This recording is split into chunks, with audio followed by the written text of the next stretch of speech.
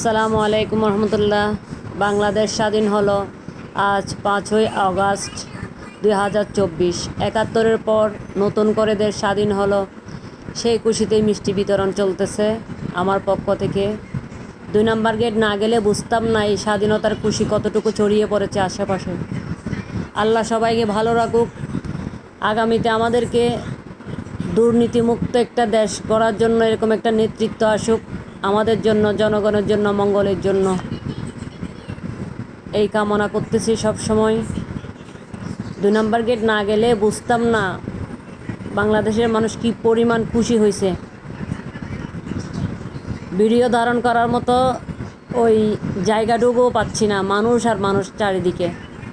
তারপরেও আপনাদের সাথে আমি শেয়ার করতেছি। আমি এখন আমার বাচ্চাদেরকে নিয়ে আবার মিষ্টি কিনছি, আবার দিচ্ছি।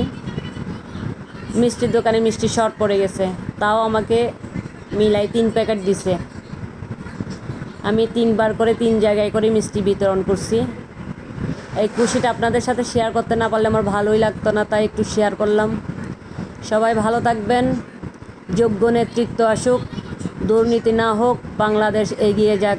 আমরা বাংলাদেশকে অনেক ভালোবাসি, তাদের কথা না বললেই নয়। যারা এই 2024কে স্বাধীন করছে, আবু সাইদ রংপুরের, মুগ্ধ, আমাদের 2 নম্বর গেটে ওয়াসিম আকরাম, এভাবে নাম না জানা হাজারো হাজারো মানুষ যারা গুলিবিদ্ধ হয়েছে, মারা গেছে, শহীদ হয়েছে, যারা আহত হয়েছে, সবাইকে শ্রদ্ধাভরে স্মরণ করতেছি। সবাইকে লাল সালাম।